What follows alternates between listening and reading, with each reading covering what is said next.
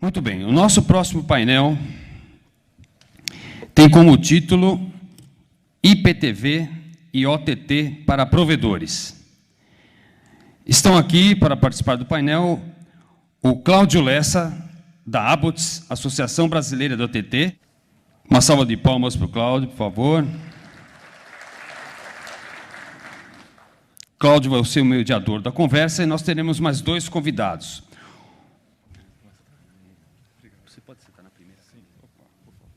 Convidamos também o Bruno Calabrese, CTO da UCast. Bruno. Salva de palmas para o Bruno.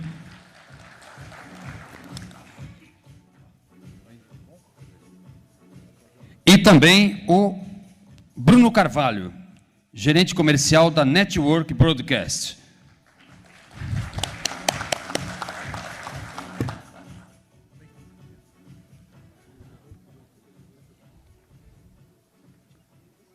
Bom, Cláudio, a palavra é sua. Fique à vontade aí. Seja bem-vindo mais uma vez, né? Obrigado.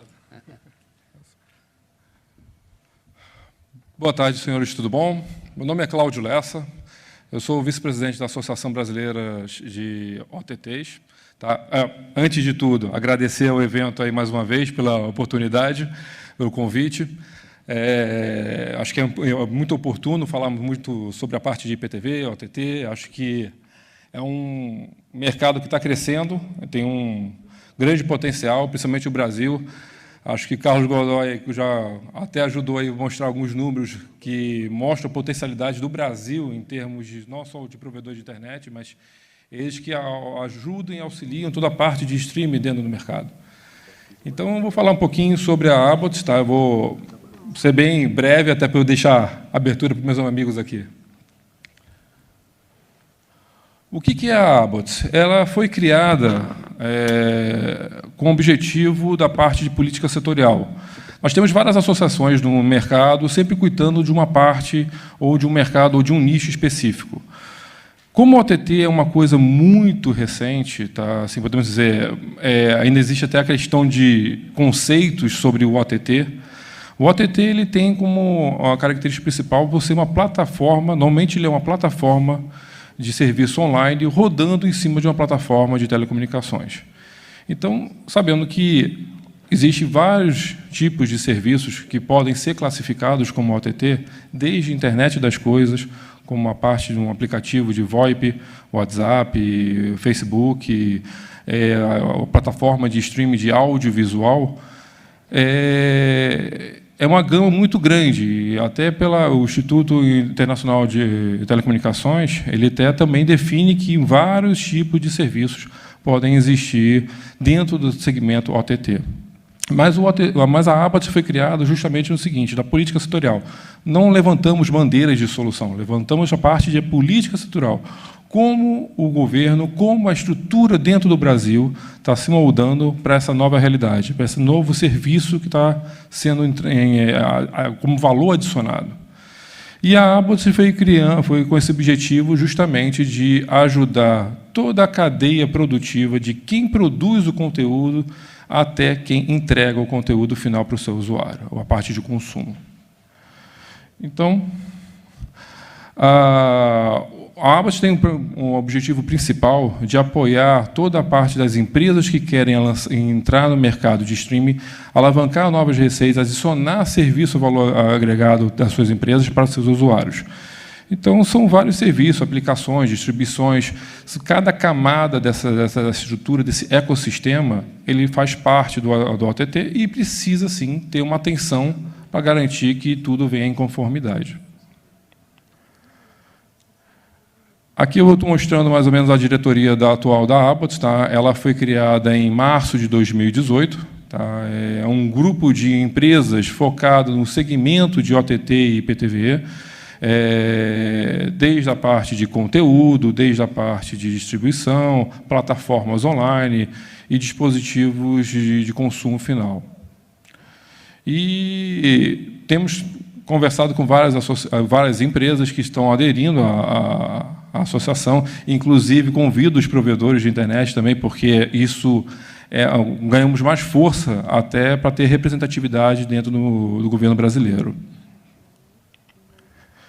E as pautas que nós consideramos como os highlights dentro da associação, uma delas é a questão da regulamentação, porque é um ponto muito importante para falar de como são as diretrizes, como é que são os critérios para se trabalhar dentro de um OTT no Brasil.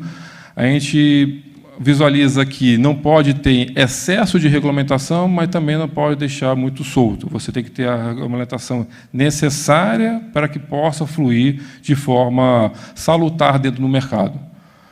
A parte de tributação é uma questão também muito preocupante, né? Até porque se eu vou iniciar um serviço, ou vou ser um novo entrante do mercado brasileiro de OTTs ou de IPTVs, como eu vou lidar com essa questão de tributação? Já começo no meu serviço já pagando imposto. Então, como é que isso vai ser essa tratativa? Essa é uma preocupação muitas nossas também da parte de tributação, justamente para alavancar novos entrantes dentro do mercado. Pirataria é um mal que já vem acontecendo já de anos, isso já vindo do broadcast, do tradicional pay TV, né, via satélite, via cabo. E a preocupação agora é o que está sendo fomentado dentro da internet. Conteúdos piratas, através dessas caixas piratas que tem a parte de internet que sharing, que vem compartilhando esse tipo de conteúdo. Existe uma grande preocupação, não só para o lado das programadoras, mas das operadoras, porque deixa de fazer o fluxo de dinheiro, de receita dentro do mercado de audiovisual do OTT. Então, eu acho que isso é uma questão preocupante. Nós não estamos reinventando a roda, a ideia é justamente somar forças com as associações que já estão atuando nesse mercado.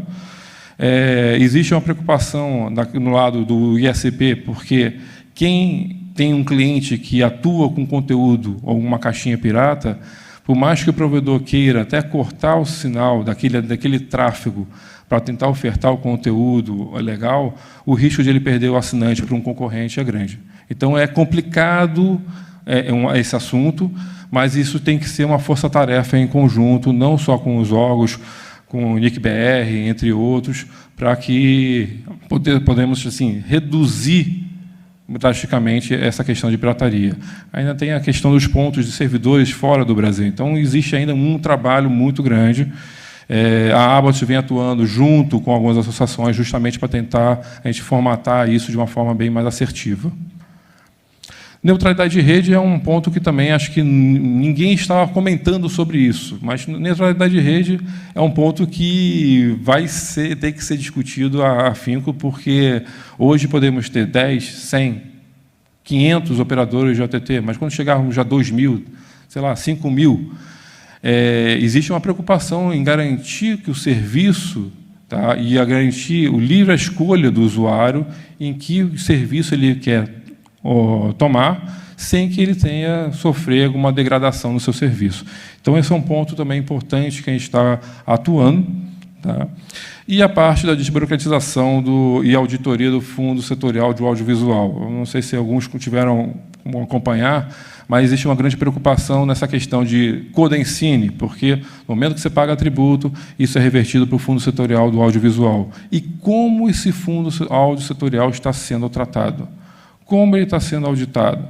Então, existe uma preocupação que essa verba não seja distribuída sem controle. Então, a Abbott também, inclusive, entramos com uma petição e um manifesto dentro da Ancine para essa questão de controle e junto com o pessoal do TCU para ter um controle maior em cima dessas ações dentro da Ancine. E o último é a parte da proteção de dados, que é o LGPD, que ano que vem vai estar entrando em vigor com a força, e é importante que as empresas, as operadoras, possam estar já se adaptando, se estruturando para ano que vem, quando entrar em vigor essa questão do LGPD. Então, é importante, a parte de Lei Geral de Proteção de Dados, entender como é que é esse mecanismo, até você ter uma pessoa que possa cuidar de todos os dados sensíveis da empresa. Isso é importante também. E falando um pouco, como eu iniciei, que é uma introdução, que é a parte da cadeia de OTT. O OTT ele tem uma estrutura desde quem produz, desde quem distribui e quem consome. Então, Essa cadeia toda, a Abots vem trabalhando com todos esses elementos do ecossistema, e vocês, provedores, são as peças fundamentais, porque vocês que levam desde o conteúdo até o usuário final. Então, é uma peça importante nesse ecossistema. Aqui é um resumo do mercado OTT, né, que vem falando sobre todas as entidades, desde quem é a produtora, TV aberta, operadoras de TV por assinatura, operadoras de telecoms e as novas operadoras que estão surgindo através do ISPs, os de OTTs ou os de IPTVs. Então, cada um tem as suas barreiras, seus desafios, as suas oportunidades. Isso não é fácil, porque você tem que gerenciar tanto com os fatores externos e internos, para garantir que o serviço possa fluir, e desde que você também possa ser monetizado sobre isso. Então, a Abots, ela ajuda, vem trabalhando junto com todos os operadores, com toda a cadeia, justamente para que todos os elementos possam se encaixar e que possa ter a parte de desenvolvimento de novos negócios. Não adianta você ter toda a estrutura, mas ser embarreirado por um fator regulatório, por um fator tributário ou qualquer outro fator externo. Isso tem que ser muito bem alinhado para que novos entrantes no mercado possam começar a surgir. E aqui é apenas um overview, que é uns dados do mercado que eu peguei da Hootsuite, que não sei se vocês conhecem, mas lá tem várias informações de vários países. E um deles eu peguei que foi focado para a parte do Brasil, que vem falando sobre um overview geral, que não é a população do Brasil, né, 211 milhões, acredito que um pouco mais ou um pouco menos, mas os números que me chamam a atenção são os números referentes à questão de assinatura de celular, 215 milhões. Então, nós temos hoje mais celular do que brasileiro. Então, é bom, isso quer dizer que está crescendo mais ainda. Existe até um estudo da própria FGV que, no Brasil, nós temos mais de 330 milhões de dispositivos conectados. Isso eu estou falando desde smartphone, tablet, PCs, servidores, computadores pessoais, ou seja, em geral, nós estamos falando aí de mais de 330 milhões. É muito dispositivo. E o uso de dispositivo, né, na questão de consumo, para a parte de mobilidade, estamos falando aí que temos quase 89%, né, dessa parte de consumo, 67% na parte de smartphone, ou seja, o crescimento de dispositivos portáteis no Brasil está crescendo mais e mais. Ou seja, hoje você não tem mais um celular, você tem dois, tem mais um tablet, mais um laptop, você tem uma Smart TV, tudo isso conectado que você possa ter visualização dentro do seu conteúdo audiovisual. Hoje, atividades de conteúdo via streaming. Então, as atividades hoje, muitos assistem, 98% assistem conteúdo online. Então, existe essa migração desde o tradicional Pay TV para o streaming. Tá? É uma realidade. Normalmente, quando oferta um bolso de um pai de família, normalmente ele vai tentar cortar o que ele considera como supérfluo, como TV, para tentar, como compensação, ter um serviço de streaming para os seus filhos, dentro de casa, alguma coisa assim. Então, existe essa realidade. Tá? Esses números de conversão para serviço de streaming está crescendo. A base hoje está em torno de TV para assinatura tradicional, está em 16,5 milhões de assinantes de TV para assinatura, está caindo e a tendência é continuar caindo. Em compensação, os serviços de streaming vão aumentando mais ainda, principalmente de novos entrantes de serviços de internet, que isso aí é a porta de entrada para os serviços de streaming. Tentar bem resumido, tá? Mas a ideia é justamente falar um pouco da associação, falar quem é a associação. É um trabalho que nós estamos fazendo. Eu convido a todos a poderem acessar o site da Abots, conhecer o nosso estatuto, ver o trabalho que a Abots está fazendo, quem são os membros da Abots, as empresas vinculadas. Acho que é interessante justamente porque precisamos somar força justamente para dar continuidade nesse trabalho na defesa da política setorial do audiovisual.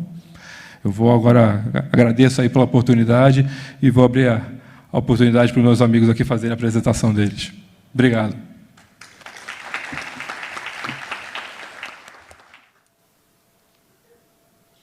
Bom, pessoal, primeiramente, boa tarde. Meu nome é Bruno Calabrese, sou o CTO da IOCash.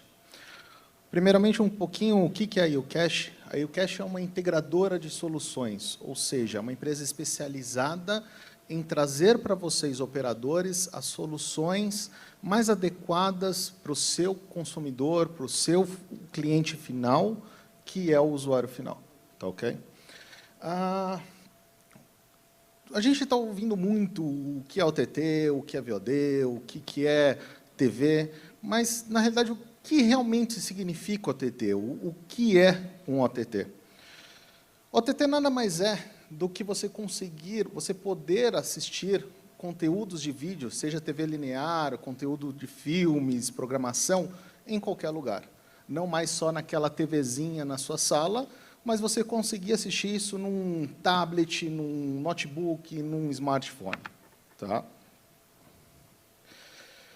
Por que você precisa ter hoje, na sua estrutura, ou fornecer para os seus usuários finais, o OTT, ou o VOD, ou até mesmo uma TV de qualidade?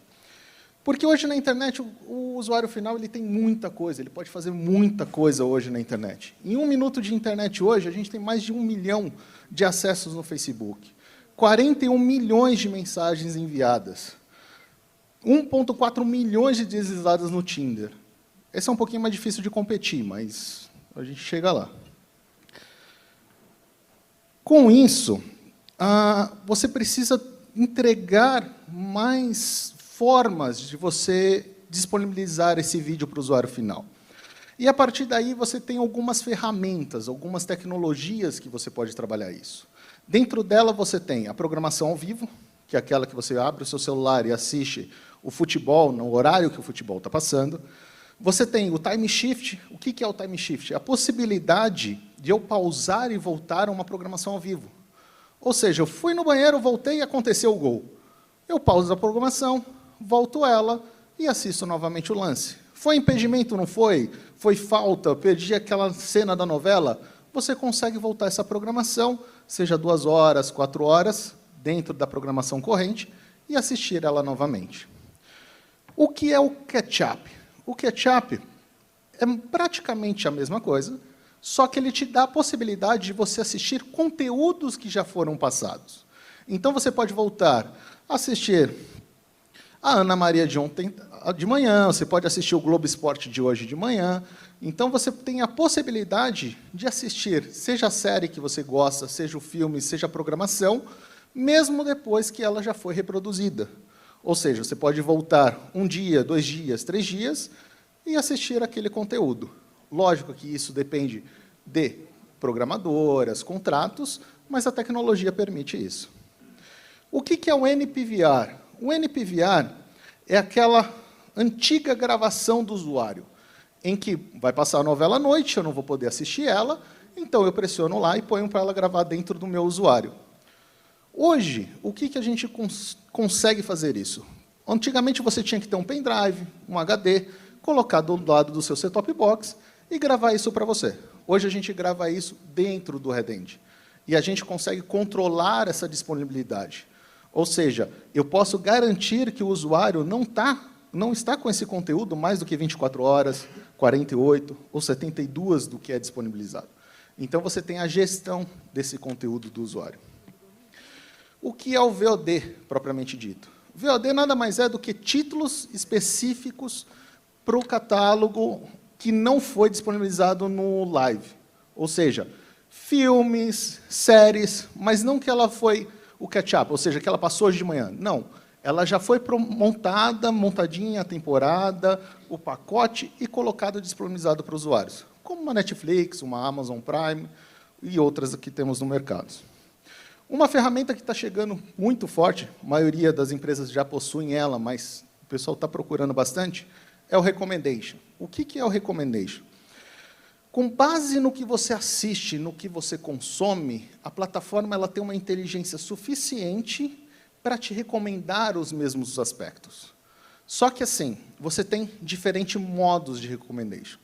Por exemplo, se eu assisto ação, eu recebo ação. Se eu assisto esporte, eu recebo esporte. Mas existe uma outra camada abaixo do recommendation, que é o seguinte: não é porque eu assisti Star Wars com lutas de sabre que eu gosto de ficção científica. Às vezes eu gosto só simplesmente de lutas de espada. Então, o recommendation ele começa a verificar melhor os seus gostos e começa a te entregar melhor o conteúdo. Ou seja, você não vai passar no Netflix meia hora procurando o que assistir e acabar desistindo e indo para outra coisa. Por que você precisa dessas novas tecnologias?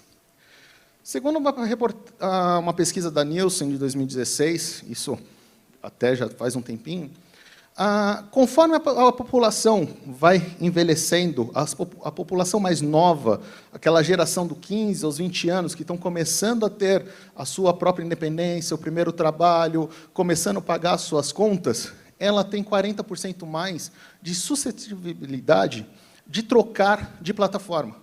Ou seja, você está oferecendo um serviço, outra empresa ofereceu um serviço um pouquinho diferente, mais tecnológico, eles migram. Então, a facilidade de eles migrarem de operação é muito simples. E se você for reparar, indo para 21, 34, 35, 40, a taxa permanece alta, que é uma geração mais nova, que cresceu com a internet, que tem acesso a essas novas tecnologias. Os que são mais resistentes são os mais velhos, mas, como vocês sabem, a população está envelhecendo e isso vai mudar rapidamente. Afinal, quem são esses consumidores que estão mais propensos a mudar? Tá? Quem são eles? Cara, as pessoas, eles são mais exigentes em qualidade, disponibilidade, flexibilidade, ou seja, eu quero assistir onde eu quero, como eu quero. Se você for pegar hoje crianças de 6 anos, já não assistem mais uma TV linear, bonitinha. Ela quer pular comercial, ela quer voltar, ela quer assistir novamente ou 3 vezes o mesmo conteúdo. Então, essa tecnologia está para ajudar essa nova geração. Tá?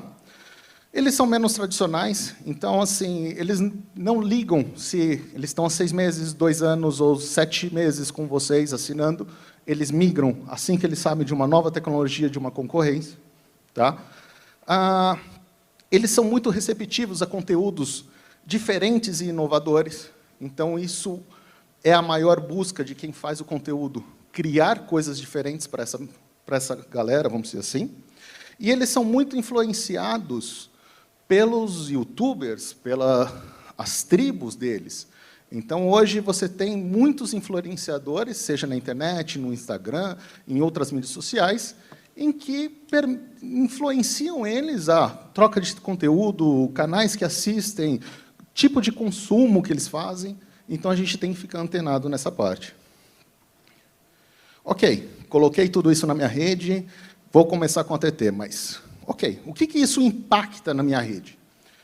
Você tem que tomar um cuidado, principalmente o pessoal ISP aqui, porque você tem algumas formas de você entregar esse vídeo. Você pode entregar isso no multicast, no unicast.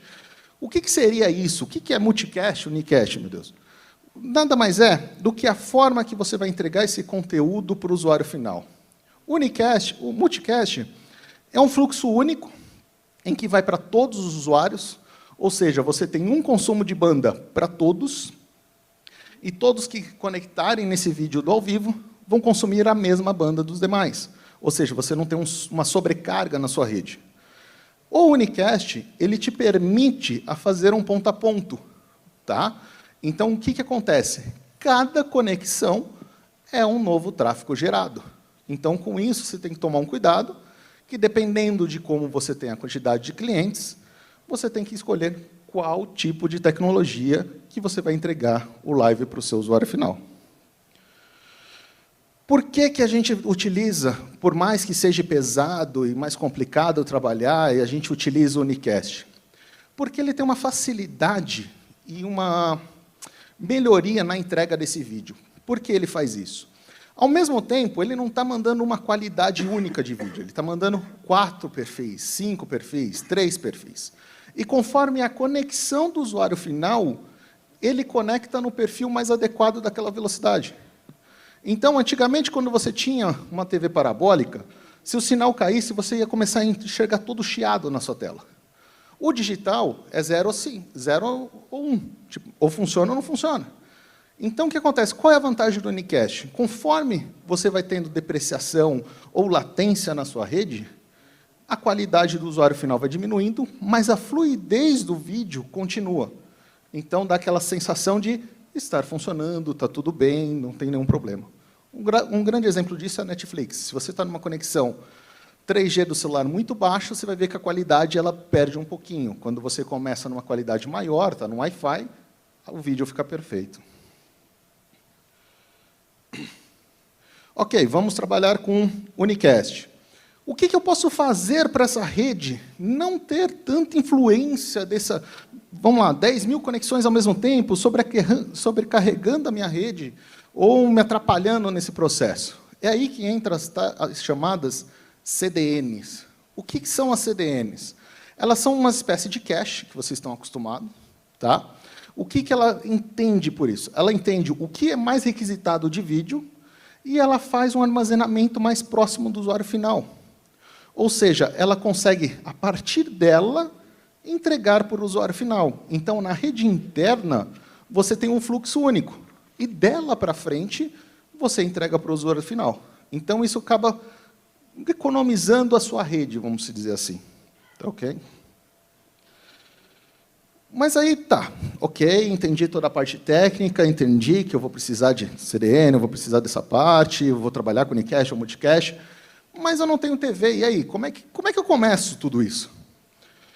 A primeira coisa, você precisa da licença SEAC, isso não tem como fugir. Se você vai vender a TV pela sua marca, para os seus clientes, você precisa tirar uma licença SEAC. Você precisa montar um parque de recepção de canais, o chamado Redend, parque de antenas, tá ok? E negociar os contratos com as programadoras. O que é um Redend, para vocês entenderem? Nada mais é do que o data center voltado para a TV. Como é que é um Redend?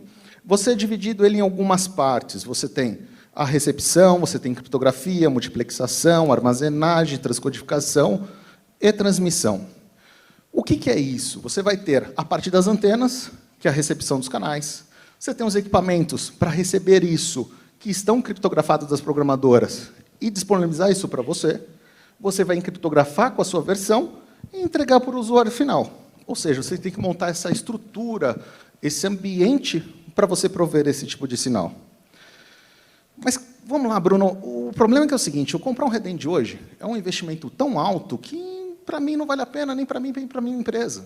Então, assim, como é que eu consigo continuar entregando TV nisso? Há 1 ano, 2 anos atrás, começou uma grande discussão e o pessoal conseguiu entrar em um acordo com as programadoras e com o pessoal de tecnologia no chamado compartilhamento de Redend. Tá? O que é isso? Uma empresa já pegou, já investiu o que tinha que investir e achou interessante e falou, pô, peraí, por que eu tenho meu parceiro aqui na cidade do lado, eu não compartilho o meu Redend com eles? E aí as programadoras liberaram, você consegue fazer um compartilhamento, se não me engano, até 2 empresas. O custo de investimento, você consegue recuperar uma parte disso. A curva de aprendizagem é um pouquinho melhor, porque você já tem uma empresa com uma experiência do lado para te ajudar. Você tem um controle de compras, de set-top box, equipamentos mais organizados. Mas, Bruno, ainda mesmo assim, eu preciso entender como é que funciona essa parte do setor, porque, assim, mesmo um compartilhamento, para mim, ainda sai caro, não vale a pena. Eu não tenho nenhum parceiro que já tem esse Redend que vai compartilhar comigo. Então, novamente, há 1 ano atrás, até um pouquinho mais, surgiram uns novos personagens no nosso mercado. Como é que o mercado ele é dividido hoje? Você tem a produtora, a programadora, empacotadora e operador. Tá? A produtora é a que filma, vai lá na rua, filma o vídeo, faz toda a parte. Você tem a programadora que pega todos esses programas, coloca enfileiradinho e cria um canal. Você tem a empacotadora, que é a que vai pegar esse canalzinho e oferecer para vocês, uma Viacom, uma Discovery, toda essa parte. E você tem o operador final, que é os ISPs. Tá? E aí, acabou entrando... Vou pegar aqui. Como é que volta? Aqui. Dito isso, o que acontece? Tem uma nova, que é a empacotadora, que a gente vai dar uma olhada com mais carinho. O que ela faz hoje? Ela sabe que ela tem aquele redende que está completo, montado, que é de um parceiro ou um fornecedor delas, que já investiu uma quantidade de dinheiro, só que vocês querem montar o de vocês. Então, o que ela pode fazer? Ao invés de você precisar investir em RDs, receptores, antenas, plataforma e toda essa parte, ela consegue te fornecer toda essa estrutura já pronta. E ela te fornece todo esse conteúdo já dentro da sua empresa. O que você precisa é negociar com as programadoras, elas te autorizam, e você começa a receber esses conteúdos. Qual é a vantagem de você ter uma empacotadora ou uma parceria com uma empacotadora? O investimento inicial é super baixo. O atendimento a uma demanda de TV não convencional, você consegue atender isso rapidamente, ou seja, a implementação é muito rápida. Você tem um suporte especializado, então a empresa que ela está te vendendo conteúdo, teoricamente, ela já vai te dar todo esse suporte que você precisa para lançar TV. O que você tem que tomar alguns cuidados? Você escolhendo uma tecnologia, você tem que tomar um cuidado que, por exemplo, hoje você está começando com uma tecnologia interessante, mas daqui a 3 anos você quer montar a sua. Essa tecnologia que você está comprando, ela é compatível, ela é viável para você tornar ela sua daqui a 3 anos? Ou não? Então, tem algumas dúvidas, algumas coisas que vocês precisam se questionar. Qual que é o custo do set-top box dessa parceria? Porque o set-top box você vai instalar em todos os usuários. Então, dependendo do custo desse set-top box, é o que vai inviabilizar o seu projeto ou não. Tá? E outra, se essa parceria ela tem só um modelo, ou tem vários modelos de set-top box, porque senão você fica preso a um fabricante apenas. Hoje, quais são os 2 tipos de set-top mais utilizados no mercado? São os baseados em Linux e agora os baseados em Android TV. Qual que é a vantagem dos Androids? A questão do desenvolvimento. Tá? O desenvolvimento começou a ficar muito mais acessível e mais barato. Você tem programadores, você consegue achar mão de obra para fazer esse desenvolvimento mais simples. Tá? A compatibilidade com aplicações já prontas. Então, tem muitas operadoras, HBO, Viacom e demais outras, que têm aplicações prontas para Android, que você já pode fazer essa integração de uma forma mais simples. E hoje, praticamente, todas as programadoras já aprovam projetos com Linux e Android TV. Aí, mais uma notícia do mercado, falando assim, Bruno, beleza, instalei tudo, mas, cara, eu estou vendo um monte de notícia que TV tá caindo, está morrendo. Na realidade, não é a TV que está morrendo. Tá? O consumo de vídeo só cresce. A maior parte do consumo hoje de internet é vídeo. O que está acontecendo é, aquela TV convencional, satélite, que você tinha na sua casa, ou que tem em algumas regiões, essa sim está morrendo. Então, se você pegar, a maior perda de assinantes é dos sinais DTH, que são os satélites. Tá? Então, assim, a nossa dica para vocês é, não é a TV que está morrendo, o vídeo ainda está muito visto, o pessoal ainda consome muita TV, a gente tem gráficos e reais de clientes nossos que a gente pode demonstrar isso. O que realmente está morrendo é a TV convencional. Só uma curiosidade para vocês. Hoje, para vocês terem o seu app na liderança da App Store brasileira, vocês precisam ter uma média de 15 mil downloads por dia. E se for no Top América, você precisa ter 80 mil downloads por dia. Tá? Vou finalizar por aqui. Aí o meu amigo Bruno continua também. Tá? Muito obrigado a todos. Muito obrigado. Boa tarde, meu nome é Bruno Carvalho, são 2 Brunos aqui na mesa, só para poder chamar de Carvalho e Calabrese, somos amigos, inclusive. Então, eu acho que está bem montado esse painel, a gente tem aqui na parte, o Cláudio na parte das dúvidas, eu acho, principalmente dúvidas de regulamento e tudo que for fazer. O Bruno deu uma introdução muito boa na parte de como você faz, e eu vou complementar mostrando algumas coisas, algumas aplicabilidades. Então, mostrar como você vê isso no usuário final. E depois eu acho legal abrir para vocês e as dúvidas. E um ponto bem levantado pelo Bruno, você não tem hoje um usuário que não deixou de consumir vídeo. A gente está com um paradigma de falar que a TV vai morrer, mas o usuário está assistindo tanto quanto o YouTube como ele assistia a TV. A gente teve movimentos de massa que a gente está vendo hoje, até incluindo politicamente. Então, o consumo de vídeo, o hábito de vídeo, ele está acontecendo. O que está sendo desenvolvido é um novo consumo, como esse novo consumo vai acontecer. Então, e a gente está vivenciando isso. Então, tem os OTTs, tem a própria TV linear. Eu acredito que ela não vai morrer, porque tem alguns paradoxos na TV linear que você não consegue resolver, inclusive. Hoje, por exemplo, um gol que acontece agora, no OTT ele vai acontecer por volta de 10, 15 segundos depois. Então, você pode ter e principalmente notícias. A notícia ela corre rápido. Uma notícia ela é notícia naquele minuto. 10 minutos depois, ela não é mais notícia.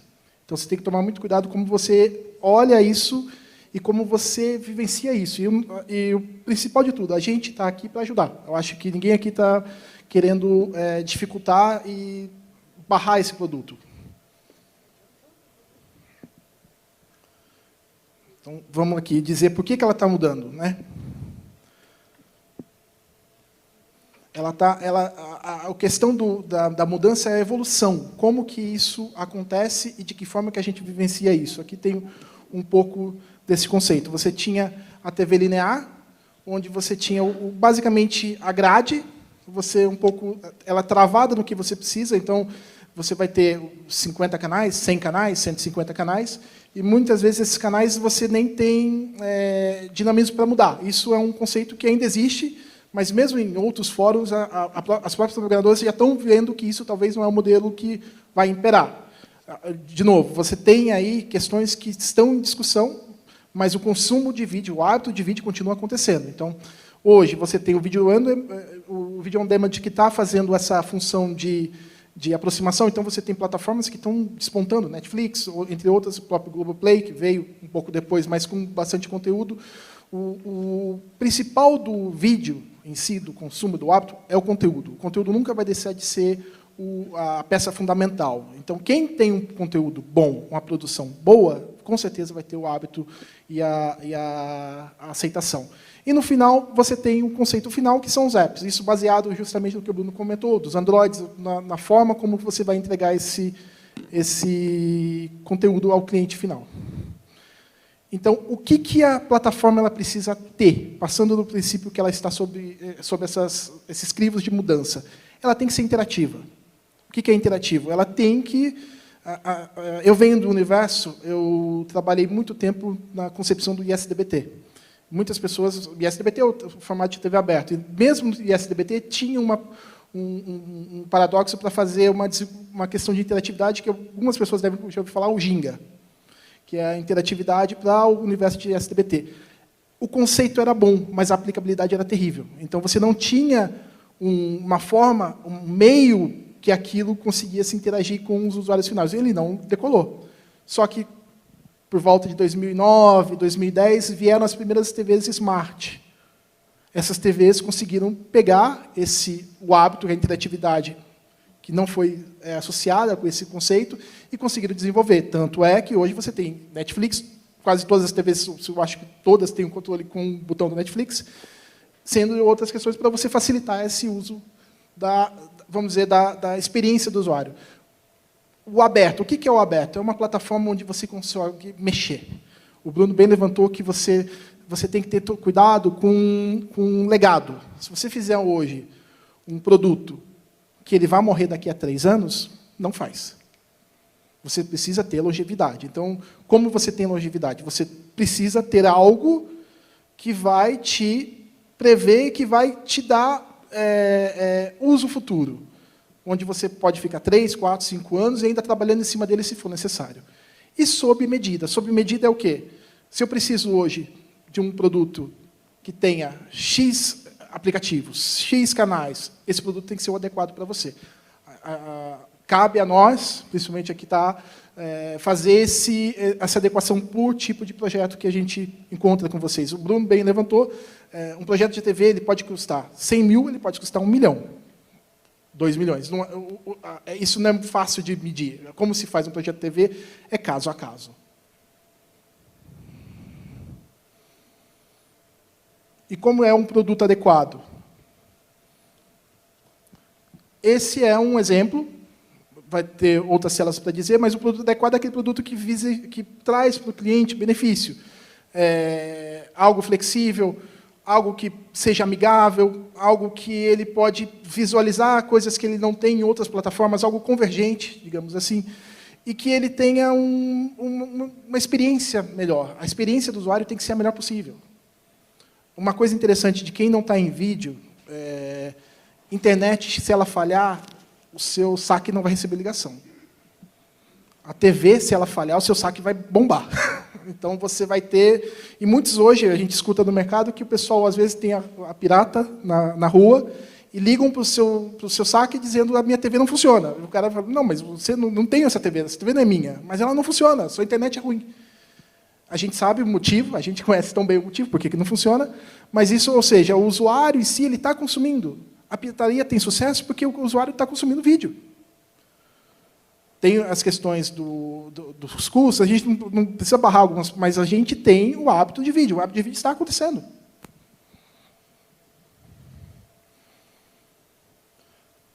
O que nós temos no middleware, né? O que são as ações do middleware? A gente tem uma aplicação, você seleciona os dispositivos que você quer fazer, você pode ter publicidade, uma vez que você tem uma plataforma, você pode ter algo que você tem um canal. Imagina que você abriu um canal com o usuário, você tem geralmente uma primeira tela, algo que você consegue explorar nesse usuário. Você tem as funções adicionais do botão NPVR, uma gravação, algo que você consegue trazer um catch-up, o VOD. E, além disso, você tem o tradicional. A TV linear está lá. Se o cara quiser usar, se o cara quiser assistir uma Globo, ou alguns outros canais, ele vai conseguir assistir do mesmo jeito. A plataforma ela tem que ser híbrida, no formato que ela consiga entregar qualquer coisa que o usuário hoje assiste. Do contrário, você não gera uma boa experiência para ele. Isso é uma base que a plataforma tem que fazer.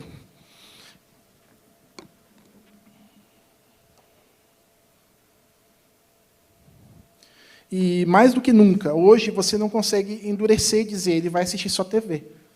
Esse usuário vai estar na casa dele, ele pode estar em deslocamento.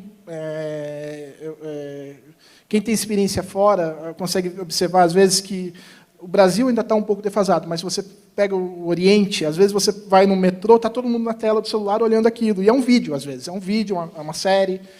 Então, você pode estar lá. A plataforma te permite isso. Você consegue estar nesse universo que o cara está assistindo. Você tem que ter uma experiência, você tem que fornecer experiência. Se você fornecer mais do mesmo, você não vai estar lá.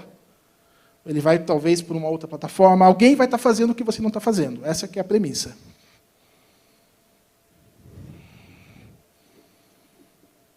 Novamente, aqui a gente tem mais um pouco de como isso pode ser, como que pode ser essa experiência. Você pode agregar um VOD, um banco de dados, um banco de informação, sempre dizendo assim, existem premissas que você tem que seguir. Para você fazer a coisa coesa, você tem que ter etapas no processo que isso vai acontecer. Você tem que botar numa plataforma itens que você tem respaldo para isso acontecer. Muitas vezes a gente vê também no mercado algumas plataformas que às vezes não tem isso. Então, o risco é sempre de quem está assumindo, não é de quem está te fornecendo. Você tem que tomar... A gente... Até pelas associações, a gente acompanha muita coisa, muita movimentação. Então, a gente tem que... desconfie quando você vê uma plataforma num formato muito simples, uma coisa muito simples de entrega. Não é simples entregar TV. TV é um modelo de projeto que não é... Existe desde o primeiro... O Bruno mostrou a cadeia, existe a produção. Produzir conteúdo de vídeo tem um custo, é inevitável. Existe... O produzir vídeo é caro. Produzir conteúdo que agregue valor é caro. Não tem como você fazer eu digo caro é percepção. Eu digo assim, investir em conteúdo, investir em algo que dê receita, que dê valor, dê massa de consumo é importante e isso tem valor. Então, a programadora, quando exige alguma coisa, é porque ela teve um custo naquilo. Simplesmente ela não mensurou, não disse para você, vai valer tanto. Ela teve um esforço, né, um suor. mas um pouco mostrando isso. Quer dizer, a plataforma ela tem que trazer o que o hábito do usuário pede. Hoje, quando a gente vai para o consumo de vídeo, o maior player de consumo de vídeo da internet hoje é o YouTube. Você tem um Netflix muito forte, mas por que o YouTube é forte? O YouTube é gratuito. Cara. O YouTube, você coloca um vídeo, você já publicou, no outro momento já está replicando, e aquilo acontece. E, às vezes, a gente tem a questão do advertisement, que incomoda um vídeo no YouTube. Como é que o YouTube funciona? Ele se monetiza via advertisement que alguém faz naquele vídeo. Então, geralmente, o preload, que a gente fala, aquele vídeo que vem antes ou que vem no meio, dependendo do tamanho do vídeo, você tem esses hábitos para você monetizar. Ou seja, ele não é 100% gratuito. Ele não é gratuito. Ele tem um custo operacional, tem um custo que existe ali. Então, a gente tem que passar a experiência para o usuário que ele tem acesso a isso, acesso ao que ele hoje visualiza. Nosso papel como integradores, como gestores de projeto para esse segmento, a gente tem que estar enxergando o que o hábito do usuário está lá no final. Aqui é um pouco mais mostrando como você desenvolve, como você aplica o vídeo. Aqui em cima você tem um canal linear, ou EPG, que basicamente é a mesma coisa que você vê no passado, mas você tem a experiência do cara gravar, selecionar, fazer o uso. Você tem que entregar experiência. Isso, basicamente, é um middleware que pode ser, sempre a gente fala, pode ser customizado com a cara do usuário que ele quiser, a cara do cliente que ele quiser, mas isso é uma forma de você entregar experiência para o usuário. E, além de tudo, o middleware, a plataforma, ela não traz só experiência, ela traz histórico. Acho que todo mundo já ouviu falar de Big Data. Então, Big Data nada mais é do que armazenamento de informação. Você vai cada vez mais construindo um perfil do seu cliente. Então, você sabe o que ele faz, o horário que ele liga a TV, o horário que ele desliga a TV, que canal que ele olha, quanto tempo ele fica. Você consegue montar até para, por exemplo, uma programadora sua não está sendo muito acessada, você pode negociar com ela, olha, você não tem acesso, por que eu vou te pagar X? Você negocia, você tem mais informação do seu usuário. Isso é muito valioso. Hoje, o Google trabalha basicamente em cima disso. O banco de dados do Google é gigantesco. Então, o banco de informação que ele tem de você, eu acho que todo mundo já pegou um voo, você bota no seu e-mail e já te manda uma informação falando que você está atrasado ou não. Então, o Big Data que você gera, a estatística que você gera desse usuário é muito valiosa. E o OTT vem complementar a tudo isso. O OTT é, hoje, a menina dos olhos de muita programadora, porque ela faz essa... até na cadeia, você consegue saltar alguns elos. Você não precisa, por exemplo, construir uma rede para chegar no seu cliente final. Você consegue fazer via nuvem, via ferramentas. Estamos aí com vários cases que são cases de sucesso, Netflix, entre outros. Então, o OTT ele traz esse, vamos dizer, hoje é uma cereja do bolo quando você faz a implementação. Mas não é aquém você ter um IPTV, você tem todo hoje, as plataformas elas conversam com tudo isso. O IPTV, como o Bruno levantou, ele tem seus prós e seus contras, assim como o OTT. Você tem vários cenários onde, caso a caso, a gente consegue ajudar. Você tem cenários onde você vai ver que o IPTV para o usuário vai ser transparente. Ele vai ver um produto bem acabado, mas você vê e desenhar com ele qual seria o melhor cenário. Eu acho que, caso a caso, a gente consegue hoje trabalhar com o know-how que todos têm, próprio na bancada, na mesa aqui, você consegue trabalhar caso a caso. TV hoje não é um problema. TV, o hábito de vídeo hoje existe. Se você pegar a produção de telas em Manaus, eu estava até olhando um pouquinho antes, você tem um salto em 2014, em 2016, por causa dos eventos da Copa, mas ela não caiu tanto. Hoje ainda estamos produzindo 12 milhões de telas. 12 milhões, mas que tela é essa? É uma tela 4K, com conectividade, ultra fina, que possivelmente é aquela tela que o cara quer mostrar na sala dele. E, geralmente, em final de semana, ele faz o consumo de alguma coisa naquela tela, geralmente um vídeo, via YouTube, um vídeo via ferramenta de videogame, um PlayStation, alguma coisa. Aquele hábito ainda existe. Se ele não é o coerente com o que a gente entrega no hábito comum, aí a gente é o desafio para corrigir isso, com as plataformas, conforme do cenário que a gente tem. É isso.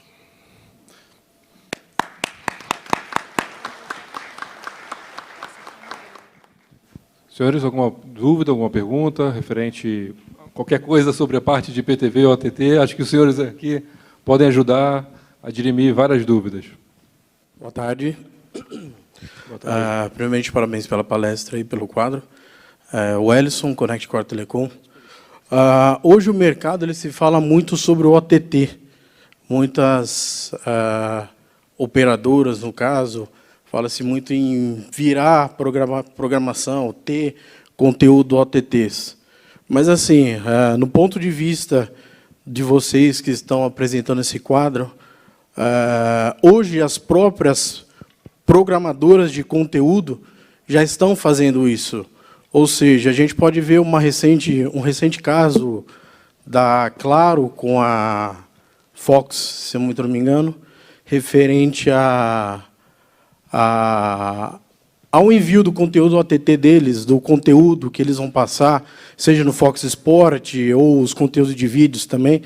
E a gente vê também programadora como a própria Globosat, que fornece o Premiere para as pessoas, para os clientes que não são, muitas das vezes, clientes de outras programadoras, de outras operadoras, mas você pode contratar. Então, assim, eu queria entender qual que seria a real vantagem de uma operadora colocar um conteúdo OTT, disponibilizar um investimento que não é pouco. A gente sabe que um conteúdo OTT tem as questões que o Bruno falou, do ABR que tem que ser visto, a questão da criptografia, a questão da qualidade, como isso vai ser fornecido para o assinante. Então, assim, eu queria entender um pouco mais sobre como que isso vai levar para o cliente final, porque, além de tudo isso, tem as questões contratuais, que vocês disseram também, que é a questão do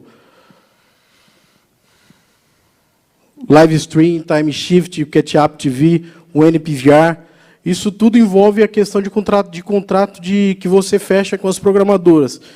E, assim, tem algumas restrições, principalmente quando a gente fala em conteúdo aberto, talvez Globo, SBT, eles têm algumas restrições, talvez, de você colocar o conteúdo no OTT, um live stream deles. Então, assim, eu queria entender mais sobre até que ponto isso é vantajoso. Tá. Novamente, a pergunta é bem interessante. Ela é tema de discussão entre a gente também, tá? Entre fornecedores, pessoal de plataforma e toda essa parte, porque as operadoras elas começaram a ofertar o conteúdo delas direto para o usuário final. Só que um consenso que a gente chegou é que é um sistema que não vai se manter por muito tempo. Por quê?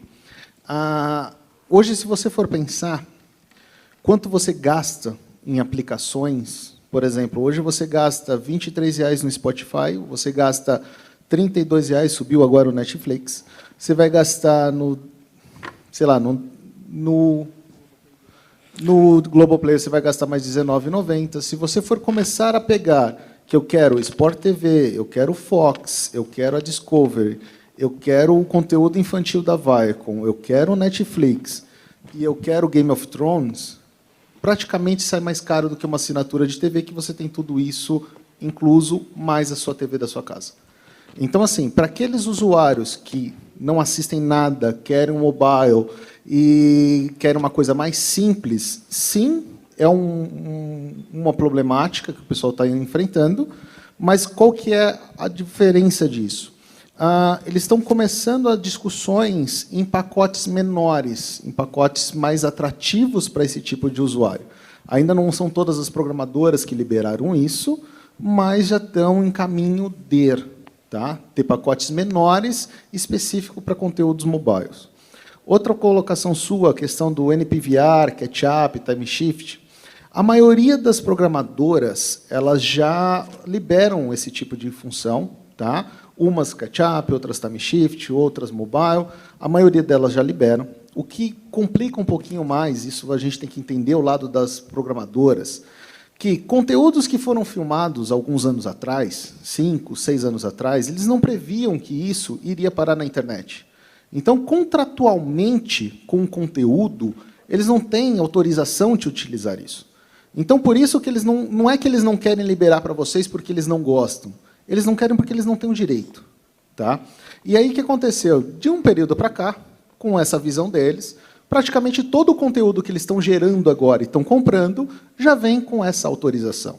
Então, cada vez mais, você sim vai ter conteúdos catch-up, time shift, toda essa parte, disponibilizados pelas produtoras, tá? Pelas programadoras. Outra coisa é, toda nossa associada ao Neo TV, a maioria das programadoras, ela possui um kitzinho VOD, ou seja, assim que você fecha uma programação com elas, elas disponibilizam vários conteúdos. Então, desde canais nacionais como Cinebox Brasil, Fish TV, como outras programadoras internacionais, assim que você fecha um contrato, ela já te disponibiliza alguns conteúdos VODs. Então, assim, a gente não está falando que hoje você teria 100% da sua programação com todas as funcionalidades habilitadas, mas você teria uma grande grade, uma grande qualidade de vídeo para entregar para o seu usuário final. Ou seja, os principais canais e canais mais assistidos, esses sim teriam uma disponibilidade. Só para, com relação ao seu comentário sobre isso, a resposta, na questão da contratação dos pacotes avulsos pela internet, ou seja, um Telecine, um HBO, concordo que no final isso pode sair, como diz o ditado, né, o molho pode sair mais caro que o macarrão aí no final das contas. Mas nessa questão o que eu vejo, o usuário acaba tendo livre opção de escolha. Por exemplo, eu não vou precisar contratar uma operadora de TV para assistir um Telecine. Eu não vou precisar contratar uma operadora de TV ou um conteúdo de uma operadora de TV que tem OTT para assistir uma final da novela que tem no Globoplay. Sim, só que aí é aquele ponto que a gente estava conversando. Vamos analisar um pouquinho mais a fundo, até não sei se a gente tem muito tempo, mas o que acontece? Hoje, se você tem uma TV por assinatura, você assiste em média de 10 a 12 canais. São 10, 12 canais que você mais gosta. Você, sua esposa são outros 10, 12 canais, sua filha são mais outros 10, 12 canais. Então, o que acontece? Não necessariamente esses 10, 12 canais pertencem à mesma programadora. Então, por exemplo, se a sua filha gosta do Discovery Kids e você gosta do Fox Sports, você tem que pagar já 2 assinaturas só nessa brincadeira. Se você gosta de filmes, você teria que pagar um Telecine. Mas, por exemplo, você gosta de filmes com séries igual a HBO ou você gosta de Telecine com lançamento? Ou seja, você tem mais 2 para você pensar. E aí você fala, pô, mas eu quero filme tipo catálogo, filme que não tem lançamento, ou séries próprias. Eu tenho Amazon, tenho Netflix. Então, quando você começa a colocar no meio do bolo, começa a ficar caro. E aí, por exemplo, você pega uma operadora igual, a Vai contar aqui com o stand delas. Você pega um operador, você paga a sua assinatura lá de internet, vamos dizer assim, você tem acesso a todos os aplicativos deles. Seja o Noggin, seja o Paramount+, você tem alguns que têm parceria com o Watch Brasil. Então, assim, teoricamente, você não precisa nem pagar Netflix para ter isso. Na sua assinatura de TV, na sua assinatura de internet, você já tem diversos aplicativos embarcados. Então, assim, é um meio de transição. Entendo que, se eu sou fanático por futebol e não gosto de mais nada, isso é muito mais barato do assinar só o Premiere. Só que a gente não consome só Premiere, entendeu? Esse é o ponto, entendeu? Como também, às vezes, você tem um conteúdo infantil, você acaba colocando até um YouTube Kids, sim, e você acaba não tendo um custo de programação de uma Discovery. Sim, entendeu? Concordo. O problema é que, assim, isso é uma pessoa, entendeu? Não é sim, não estamos generalizando, exatamente. Mas é os casos que acontecem que hoje eu entendo. Eu vejo que muito se fala no conteúdo OTT, muito se coloca, se expõe ao OTT, ao VOD, mas a gente tem muita pouca acessibilidade a esse tipo de situação. Por quê? Nós não somos uma NET, uma Sky, que, no caso, pode usar um conteúdo de estatística para se fazer... ter um poder de barganha também no final, para poder falar, você abaixa o custo para mim ou a gente tira seu canal da grade. É uma situação totalmente controversa. Mas, assim, fala-se muito dessa questão do OTT, entendeu? De investir no OTT. E o custo de investimento do OTT é muito alto. Não, então, aí o que acontece? Aí é onde entra a Ucash, onde entra a Network Broadcast, que é o que consegue trazer para você a tecnologia e trazer as programadoras para que você tenha essa oportunidade de fornecer isso para os seus usuários finais, não sendo uma NET, uma Vivo. Tá? Hoje a gente tem operadores muito menores, ISPs, que possuem VODs, time shift, ketchup e toda essa parte. Então, assim, talvez uma conversa, uma explicação é que aqui a gente não vai fazer sobre a empresa, não vai fazer sobre cases e toda essa parte. Mas já existem ISPs com conteúdo VODs, com mobile, OTT, já totalmente pronto e aprovado pelas programadoras.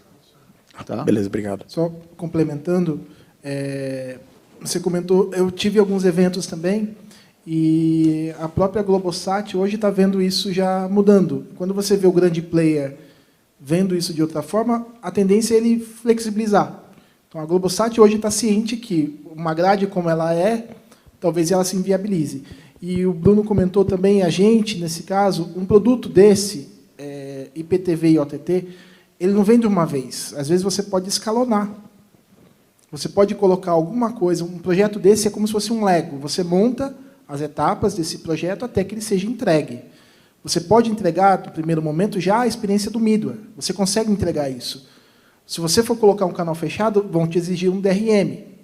Então, você precisa fazer isso num formato que caiba na sua operação, e aí é o nosso desafio, e fazer com que isso vire. Você não precisa começar com o OTT, inclusive. Você pode começar com o IPTV. O middleware está ali, às vezes, até para complementar coisas que a primeira parte da plataforma não tem. Eu digo assim, a plataforma que você desenvolveu naquele momento. Mas o OTT pode vir no segundo momento, no terceiro, no momento que a própria operação está trazendo isso para você. Então, a gente vê o OTT, a mina dos olhos hoje. Mas, não necessariamente, você precisa começar olhando por ele. Você precisa de uma base. Pessoal, a gente tem tempo só para mais uma pergunta ou mais um esclarecimento. Só uma coisa rapidinha. Aí fica interessante a parte das transportadoras, tá? Porque, por exemplo, você pega que ele já tem uma tecnologia, ele já tem a plataforma pronta, ele já tem o conteúdo já para te entregar e, teoricamente, ele já te entrega esse processo pronto. Então, aí fica interessante a parte das transportadoras. Eu ia justamente falar sobre isso, mas já antecipou. Mas é importante entender que toda a solução, tanto de IPTV como OTT, ele é modular. Eles possuem plataformas modulares, ou seja, vai iniciando gradativamente e vai adicionando novas features, novos recursos com o tempo. Então, não é nenhum bicho de 7 cabeças, mas, sim, você precisa projetar de um jeito que, lógico, as empresas aqui conseguem ajudar a formatar de que você possa iniciar e gradativamente vai adicionando novos recursos. Acho que é importante entender esse também. Gostaria de agradecer ao Cláudio Lessa, ao Bruno Calabrese e ao Bruno Carvalho pela presença, pelas excelentes palestras e elucidações aqui para o público. Muito obrigado. Palmas para todos.